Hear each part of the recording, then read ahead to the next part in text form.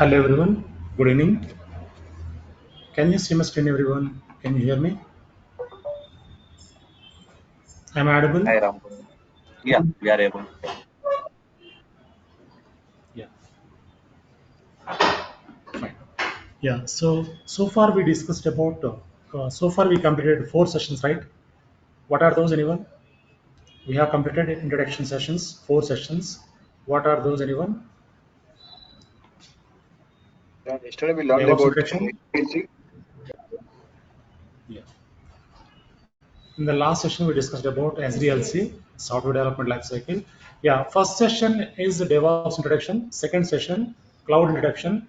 Third session, question and answers, technical questions, general questions. And the fourth session is SDLC, Software Development Lifecycle, right? So far we completed 4 sessions, which are introductions only, right? So today onwards, we are going to start basics, okay? Servers and network basics today and tomorrow. So day after tomorrow, we are going to start AWS. Fine. So before going to AWS, first we need to understand servers and networks basics. Okay. So if you understand servers networks basics, you can easily cope up in the AWS environments, AWS activities, AWS projects, right? Yeah. Anyone newly joined today, can you share your WhatsApp number and email address in the chat? Can you share your WhatsApp number and email address in the chat?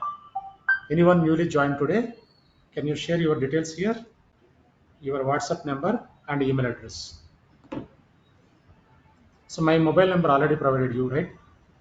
So 96422111711. This is my mobile number. Yeah, and also the people who are not registered so far, you can register today itself. Okay. So tomorrow onwards, the link will be changed. So you can make the fee and you can add into WhatsApp group today. So tomorrow onwards, link will be changed. Fine. Yeah. Let's get started. So before going to cloud, first we need to understand servers and networks. Okay. Yeah. So today's agenda here is what is server, types of servers, right? Server client model, server architecture, what is operating system, types of operating systems, what is network, types of networks, what is IP address, what is subnet, what is gateway, what is router, what is firewall, what is failover and load balancer. So these are all very important for cloud engineers. Okay. So before going to cloud, first we need to understand this. Fine. So basically, what is server? Anyone having idea what is server? Server is a computer, right? Server is a computer, but server is having high computing power, like multiple CPUs, multiple RAM modules, multiple storages, right? Multiple RAID controllers, right? High computing power, right? Yeah. So here definition is a server is a computer that serves information to other computers called clients, right? So yeah, server can connect to, yeah, clients can connect to server through either a local area network or wide area network such as internet, right? So server is a computer that server serves information to other computers called clients can connect to a server through either a local area network. What is local area network? LAN. What is LAN anyone? Yeah, the cable network within the organization, within the floor, within the offices, right? So through RJ45 cable we can connect servers, right? Through cable like RJ45 cable, which is LAN. So or a wide area network, right? So this is a city to city, and also within the city we can configure, such as the internet, right? See here. So when we talk about servers, we have three types of servers are available in the data centers, right? What are those? First one is blade server, rack server, towered server. So what is blade server? See here. A blade server is a modular server that allows multiple servers to be hosted in a smaller area. See here, this is the one container. Instead of the container, we can insert thin servers, blade servers. Okay. So this container capacity is like 16 ports, 32 ports, 64 ports, like that, right? So based on the requirement, so most of the enterprise level organizations they use the blade servers. Okay, these servers are physically thin and typically only have CPUs, memory, and integrated network controllers, and sometimes storage is also inbuilt, right? So these servers are having only CPU, memory, integrated network controllers, sometimes storage, right? So without storage, how can we install the operating system, right? Most of the servers, yeah, storage we use external storage only. Within the server, we don't use the storage, right? External storage we use. Blade servers are often seen in large data centers. Most of the data centers, like enterprise level data centers, they are using blade servers like Google data center, Facebook data center, right? So, and also UHG, United Health Group, Verizon, this type of companies, enterprise level organization, they're using the blade servers. Okay. Second one is rack servers. A rack server is a server mounted inside of a rack. Rack servers are typically general purpose servers that supports broad range of applications and computing. So normal data centers they are using rack servers. Okay, so these are the general purpose servers. Okay, every data center we can find this rack servers. So instead of the rack, we can insert the server and we can connect network and power, and we can install operating system, applications, patches, plugins. After that, we hand over to project, right? So next one is tower server. A tower server is a computer that is built in upright cabinet that stands alone and that is designed to function as a server. So this is a bit older server. Currently, project teams are not using tower servers. Bit older server. So rack servers, blade servers, most of the data centers we are using, but a tower server is bit older server. Fine. Next one, client server model. So by using desktop or laptop, we can connect our servers through network. So when we send the request, server will give the response, right? Through RJ45 or LAN cable or WAN cable, we connect our servers through network. So here, this is another model, client server model. So by using laptop or desktop, even we can use a tab also, we can connect our servers through internet. Fine. Yeah. Now let's try to understand server architecture. So this is very, very important. So before going to cloud, first we need to understand this. Okay. Yeah. Server architecture. So server architecture is the foundation layout or model of the server. So based on which a server is created and are deployed, it defines how server is designed. Now let's try to understand a few examples here. So we are talking about server architecture.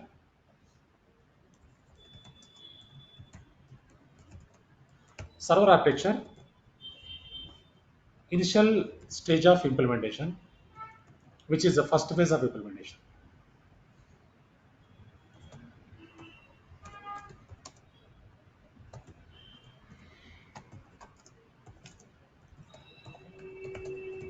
Initial phase of implementation. So which is we can say first phase of implementation. First phase of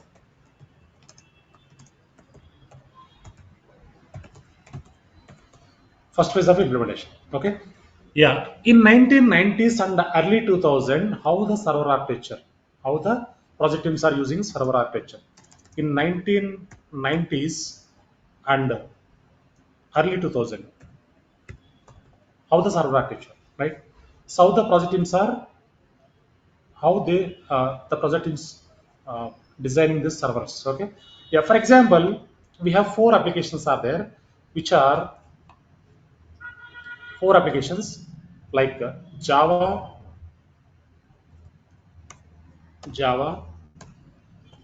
Python, and Tomcat, and also, yeah, we can say another application which is yeah, any application we can say C++, or else we can say COBOL. By the time in 1990s or early 2000, we used to use, or else we can say Jenkins, okay, which is very popular one. Okay, yeah, Java, Python, Tomcat, Jenkins, four applications are there in 1990s and early 2000.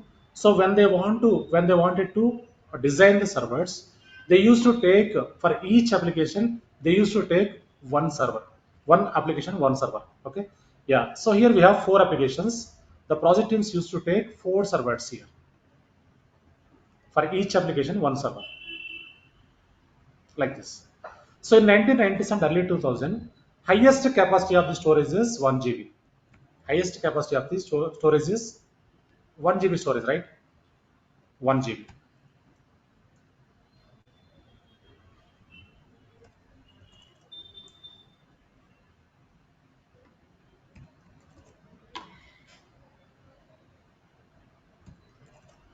Fine. So these are all the 1 GB storages. So here we have 4 applications, yeah, 4 servers, project teams.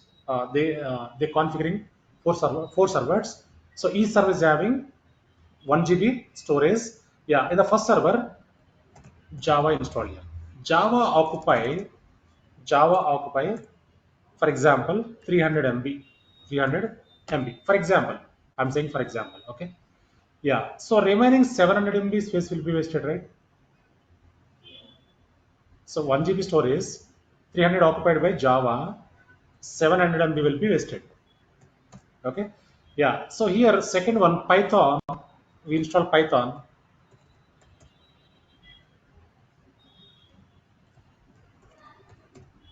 Python occupied, for example, 350 MB, right? So remaining space will be wasted here, which is, Amit, good. Amit. so can you mute yourself? Okay, I mute.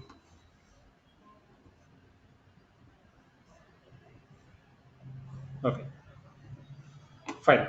So here 650 MB will be 650 MB will be wasted. So because 350 MB occupied by Python. So next application is Tomcat. Tomcat, right? So Tomcat occupied 400 MB. Remaining space 600 MB will be wasted here,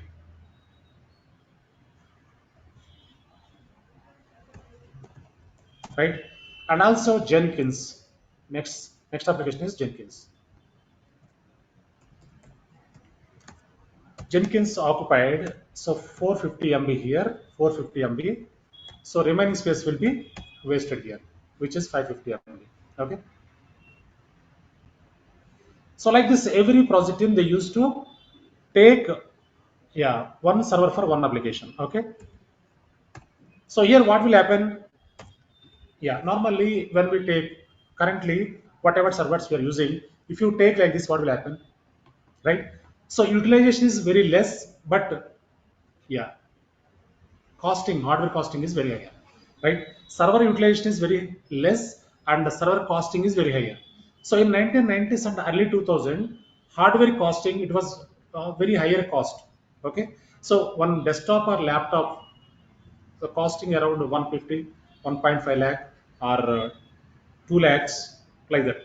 So by the time hardware costing, it was very higher. So server costing too much higher. Okay. So here utilization is very less, but here hardware costing is very higher. So that is why this is this architecture is, this model is failed. This is the failed model. Okay. Because the clients used to spend more billing for the hardware. Okay. In first phase of implementation, so this is the initial phase of implementation. This was failed because of hardware costing is, yeah, too much costing by the time, right? Yeah, after 2000, in second phase of implementation, what happened here?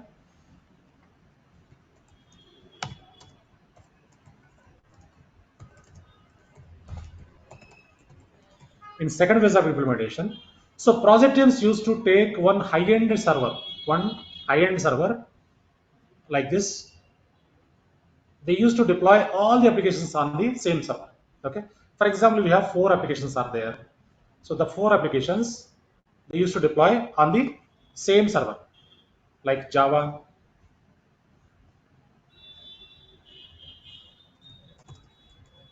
yeah, Java, Python, and also Tomcat, and also Jenkins. So project teams used to take high-end server. They used to deploy all the applications on same server, right? Here what will happen?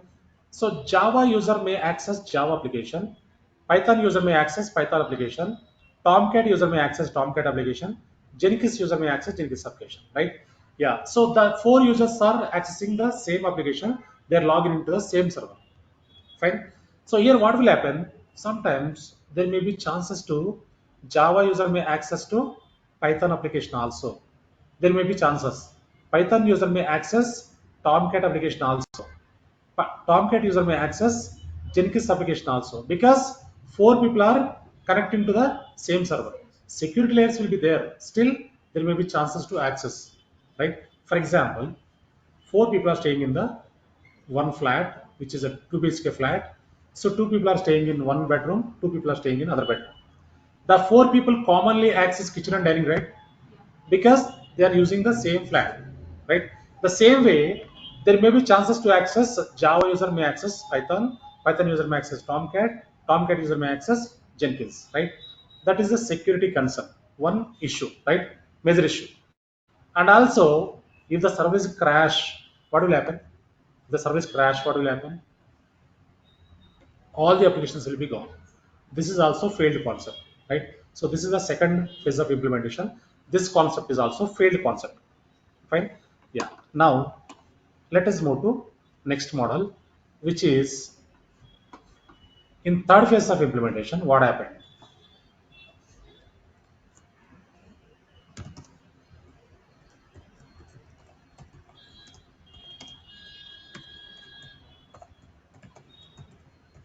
So in third phase of implementation, virtual servers came into the market. Virtual servers, virtual environment. What is virtual server? Anyone? What is virtual server? Anyone? Anyone? What is virtual server? In third phase of implementation, virtual servers came, right? Yeah. So virtual server is a imaginary server. Virtual server is a imaginary server, which is not physical server. Okay. Yeah. In virtual environments, what we will do, we take one physical server, which is we can call it as base OS, base operating system, right? So this is high-end server like CPU, CPU, 32 core, and a RAM, 10 TB, right? And also storage,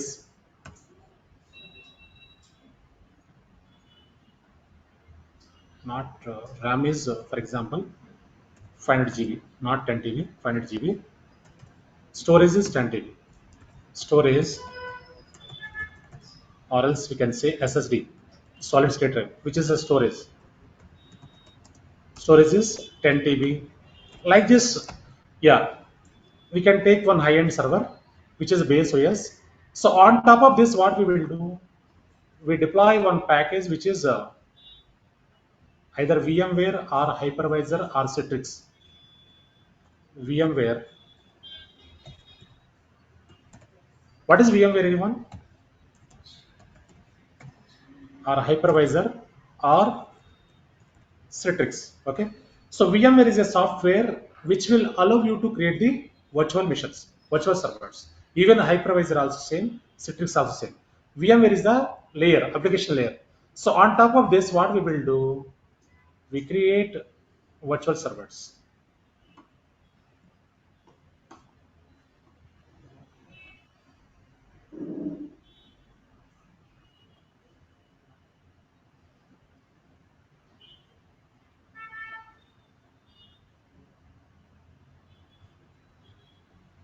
Like this, we create virtual servers, right? So these are the 5 into 5, 25 servers. These are the 5 into 5, 25 servers. Okay. So here we can deploy different operating environments, different operating systems like here RHCL, Red Hat Enterprise Linux. So here Ubuntu, Linux Ubuntu server, right? And also here Windows 2022. So here CentOS. So here we can deploy Windows 2019, right? So like this different operating systems we can install on the virtual servers. So these virtual servers are utilizing normally virtual environment. When we create virtual environment, these virtual servers take the resource from base OS, right? On top of the base OS, we create the virtual servers. Virtual servers utilize the base server hardware, right? So this base server hardware will be utilized by virtual servers, right? Virtual service is server which is not physical server, which is imaginary server. That server take the resource from base OS only, base server only, right? Yeah. So still we are using virtual servers in projects. Yeah, but here also we have some drawbacks. What are the drawbacks, right? We are facing currently. Okay. Yeah. So when we want to install operating system OS, we required ISO image. ISO image. So what is ISO? International Standardization Organization, right? So we required ISO image. So ISO image size would be normally 6 GB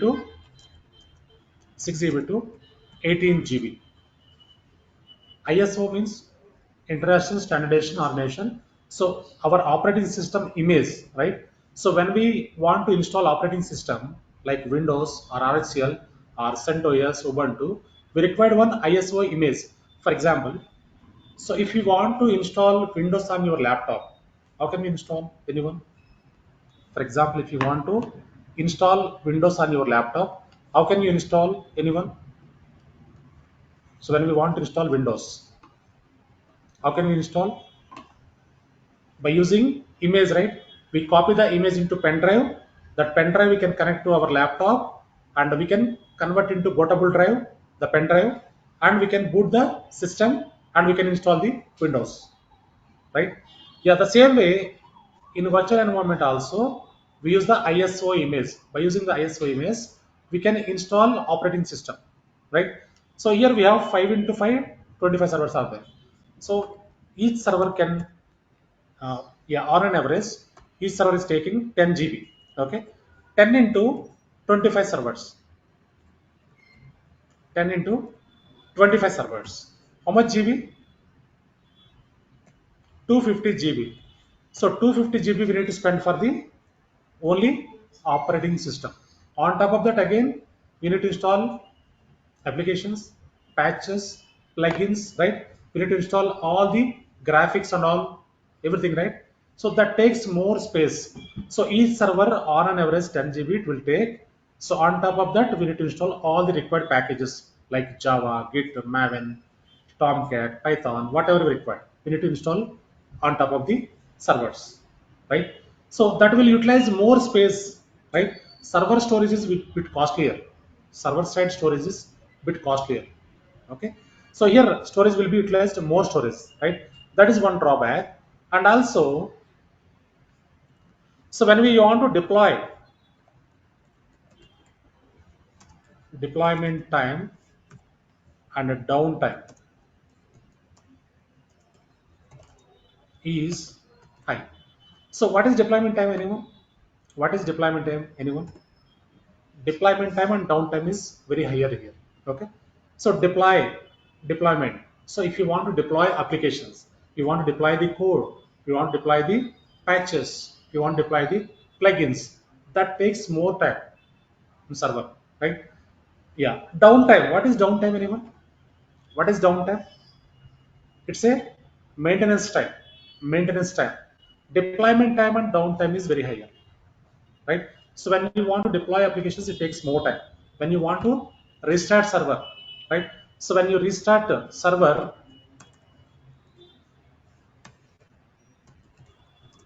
it takes minimum 4 minutes to 8 minutes, 4 to 8 minutes. Okay.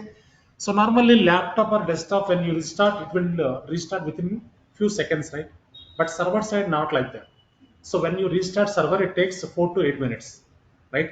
So because first it will check the memory, integrated controllers, right? One by one it will check and will restart.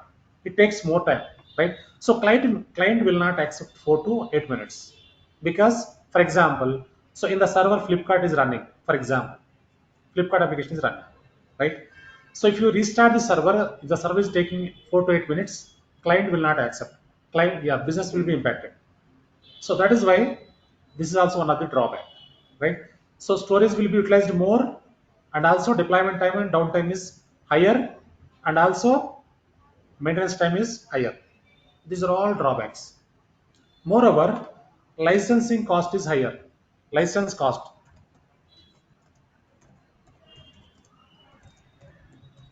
right? So licensing cost like OS licensing, operating system license, and application license, right? Every license cost is higher. So these are all the drawbacks in virtual environment, virtual machines. That is why project teams are looking for advanced infrastructure, which is yeah fourth phase of implementation. In fourth phase of implementation,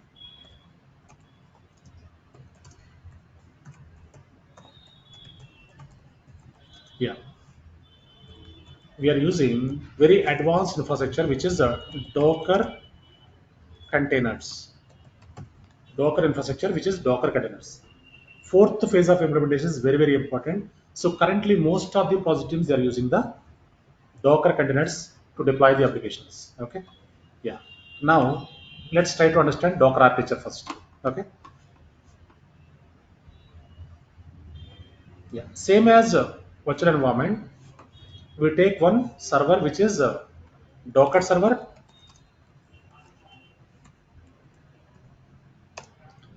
So this Docker server is we can say AWS server, AWS EC2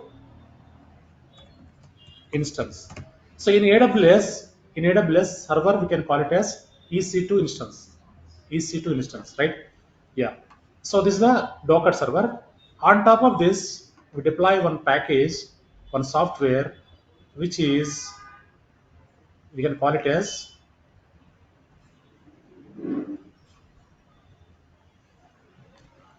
Docker image. Docker image. Okay. So on top of the Docker server, we can install, we configure Docker image. So Docker image allows you to create the Docker containers. Yeah, like this, we can create the, we can attach the, we run the containers here,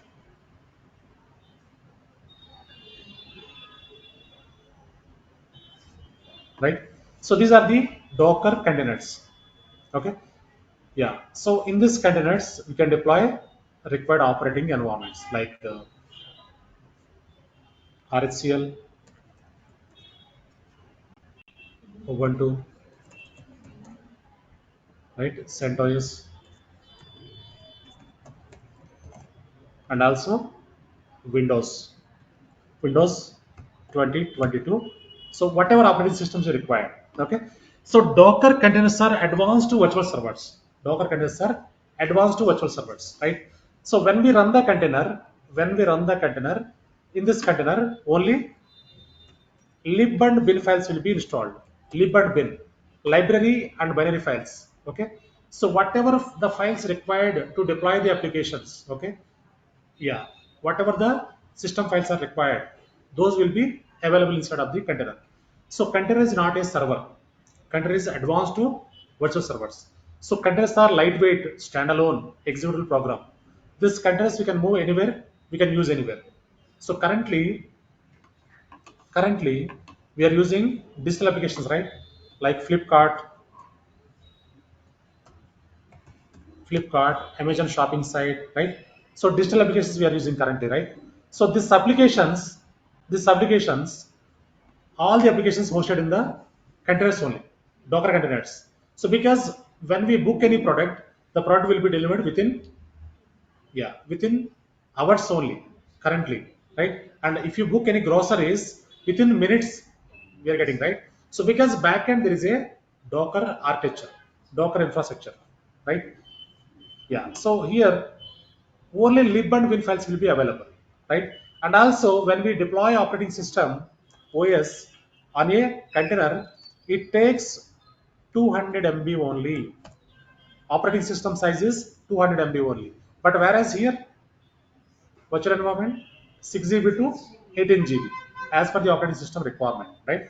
But here container only 200 MB. In MBs only, lightweight. It is a lightweight, right? So that is why very faster, right? And also deployment time and downtime is less, very less. Deployment time and downtime is less. Okay. So when we deploy any applications, it is very faster. quickly we can deploy.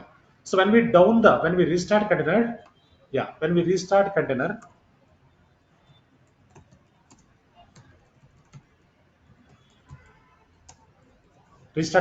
it takes 15 seconds only. 15 seconds. So the developers or testers who are working on the containers, they will not understand whether it is restarted or not. Very quickly the containers will be restarted. But when you restart image like VM missions, virtual missions, it takes 4 to 8 minutes. But whereas containers, it takes only 15 seconds, right? So it's very faster. That is why currently most of the project teams, they're migrating their applications to Docker containers, right? Because of time saving, cost also saving. So here licensing cost is very less.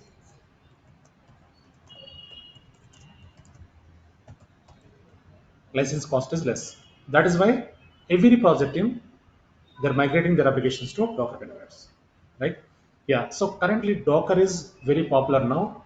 Every project team they're using Docker because less costing, licensing costing is less, and also time saving, and also cost saving. Client always look for the time saving, cost saving, right? Yeah, fine. So Docker containers are advanced to virtual servers. Fine. Any questions up here, anyone? Before moving to next concept, any questions, anyone here? Anyone having any questions so far?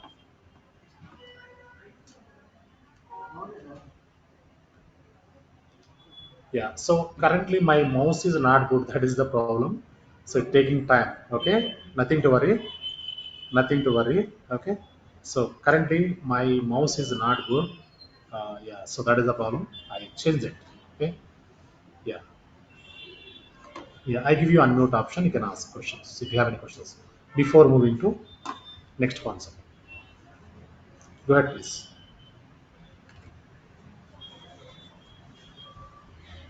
Go ahead, please. Someone asked me to unmute, right?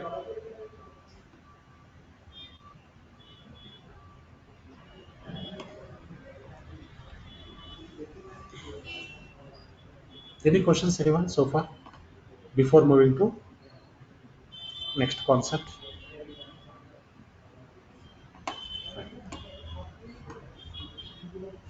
Yeah. So here, so before Docker also we used to use containers, which are very old containers. Before Docker also, right? Yeah. Before Docker, what are the containers we used? Okay. Yeah. So before Docker, we used to use LXC, LXC, and also Jones, and also LMCI FI. So these are the old containers. LX is a Linux container. Jones is the Solaris container. Solaris container, right? LMCIFI, which is a Google container, right? So before Docker, we used to use these are the old containers, which are these containers are not popular. These containers are not popular. So because of these containers are platform dependent containers. These are the platform dependent containers. What is platform dependent? Anyone? What is platform dependent? Anyone? Anyone? What is platform dependent? So like LXC run on only Linux environment. Jones run on only Solaris environment.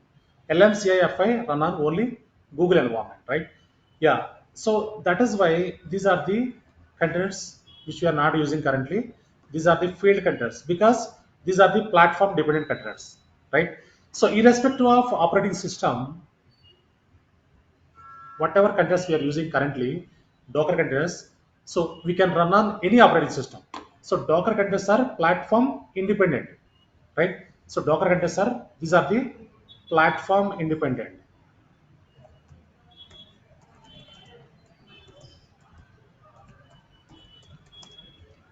Yeah, independent containers. Okay. Yeah. So irrespective of operating system, we can run Docker containers. We can run on Windows, Linux, and Solaris, and also Mac OS, any operating system, right? So that is why Docker containers are very popular now, right? Irrespective of operating system, we can run on any operating environment. That is why most of the project teams they're using Docker containers. Clear, right, everyone?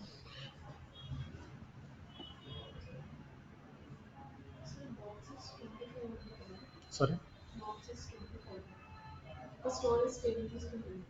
200 MB. Yeah, yes, right. Yeah, virtual environment. So see here, this is the physical server, right? In physical server we configure higher capacity of the storage RAM CPU, and the virtual servers takes minimum 6 GB to 18 GB. That is the virtual server thumb rule. Virtual server thumb rule, minimum that size required for the virtual server.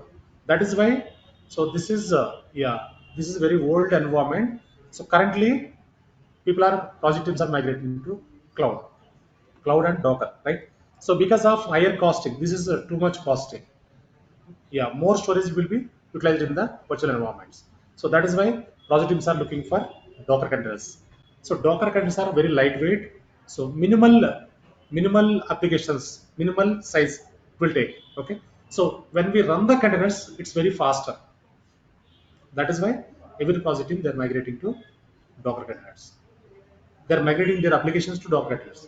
So currently we are using digital applications like Flipkart, Amazon Shopping Site, Myntra, Meesho. These are all deployed on Docker containers. So that is why they are very faster. When we place any order, so they are delivering very fast, right? Yeah. Most of the project team they are migrating their applications to Docker containers currently. Clear, right, everyone? Any questions here, anyone? Anyone having any questions here? Yeah, fine.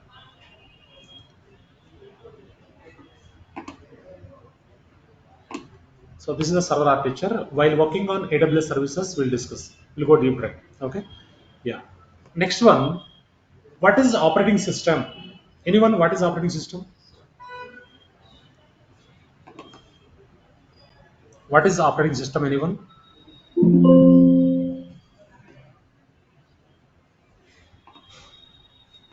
Operating system is a, so yeah. Normally, computer hardware always understand binary language.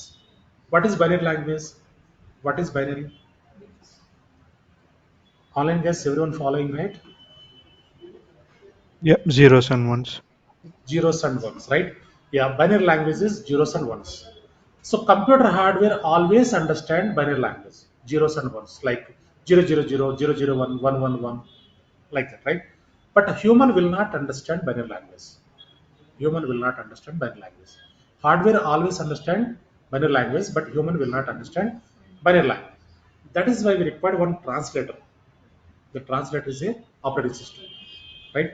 Yeah. So here operating system is the interface between user and the computer hardware. The hardware of the computer, it will not understand the human readable language, right? That is why we required one interface to translate human language to hardware and vice versa, right? So this is the definition. See here, operating system is an interface between user and the computer hardware. The hardware of the computer cannot understand the human readable language as it works on binaries, that is zeros and ones. In such case, we need an interface which can translate human language to hardware and vice versa for effective communication, right? See, between hardware and end user, we have operating system. So which will translate hardware to end user to hardware, right? Yeah. So types of operating systems. What are the types available, right? Single user, single tasking operating system. So in this type of operating system, only one user can log into the system. He can perform one task only. For example, MS-DOS, which is very old operating system, Microsoft Data Operating System, right? So in this type of operating system, only one user can log into the system. He can perform only one task at a time, which is single user, single tasking operating system. Second one is single user multitasking operating system. In this type of operating system, only one user can log in the system. He can perform multiple tasks at a time. For example, Windows. Yeah, in Windows, while browsing internet, what we will do? We run background audios, right? While working on any activity, we can run some audios, right? So one user can perform multiple tasks, which is Windows. Yeah, third one is multi-user multitasking operating system. In this type of operating system, multiple users can log into the system. They can perform multiple tasks at a time, which is multi-user multitasking operating system. For example, Linux and Unix, right? So why we are talking about Linux and Unix, right? So currently, server side, most of the data centers they are using Linux because Linux is more secured and also Linux is open source, right? Licensing cost, no licensing cost, right? Yeah, compared with Windows, it's very secure. That is why every organization they're using Linux. In our sessions also, Linux will be covered, right? Linux will be covered 3 to 4 sessions. Whatever the commands we required, whatever the services required in Linux, those will be covered. Fine. Yeah. So tomorrow we are going to work on networking concepts. These are the very basic concepts. Okay. So before going to cloud, once we enter into the cloud, so all the activities, all these sessions, practical oriented only. So currently these are the basics today and tomorrow, right? So day after tomorrow, we are going to start AWS, right? So once we start AWS, yeah. So once we create the account, AWS account, once we connect their account, once we walk through the console, yeah, then we'll start working on one by one all the services like EC2, S3 storage, networking, databases, right? Auto scaling, Lambda functions, one by one. Fine. Yeah. So before going to cloud, first we need to understand these basics, servers and networks basics. Okay. So this networking concepts we'll discuss tomorrow, right? So these are the servers basics. Okay. Yeah. So people who are not attended the first 4 sessions, you can ping me. I'll provide you recording sessions. You can go through the recording sessions. Those are introductions only. Yeah. So you can add into WhatsApp group if you are interested, because link will be changed from tomorrow onwards. Okay. So tomorrow onwards, meeting link will be changed. You can add into WhatsApp group, right? Once you make the fee, you can share the screenshot to me or institute number. We'll add into WhatsApp group, right? We'll share all the information in the WhatsApp group only. Fine. Any questions you can ask me now. If you have any questions, you can ask. Anyone having any questions? Any general questions or any technical questions? Anyone? Ram, when are we going to start a hands-on experience from next week or this week? This week only. Day after tomorrow, we'll start AWS. Okay.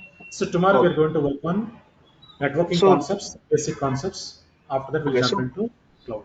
Yeah. okay. So, will you help us to install the VMware and all the stuff Why we require VMware?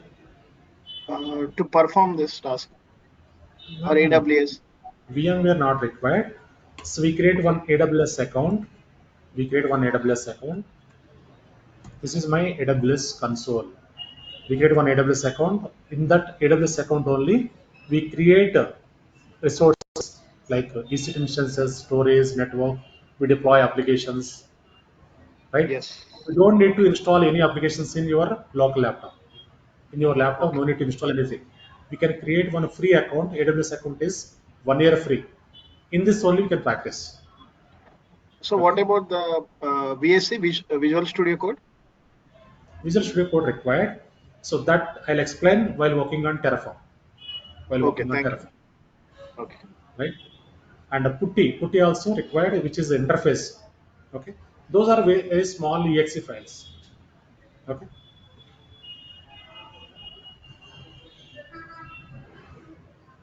Clear, right, everyone? Yeah. This account is AWS account is 1 year free.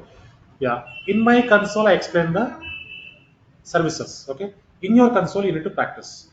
We required one laptop and internet only, right? We don't need to install any package in your laptop. So we always connect cloud and we practice on cloud. Okay.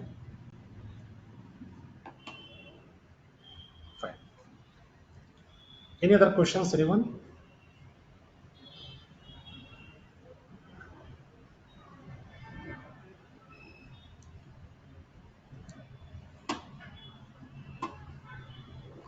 If you have any more questions, you can reach out to me. Yeah, someone asking some question. Kumar, you can take my number and you can call me. We'll discuss.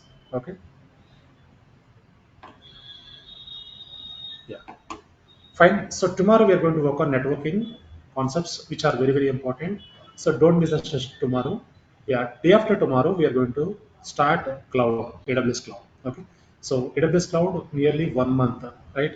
So we are going to work on AWS cloud. Yeah, coming 1 month. So after that, we'll jump into DevOps. DevOps 2 months. Okay. So if you cover weekend sessions, we can complete within 3 months.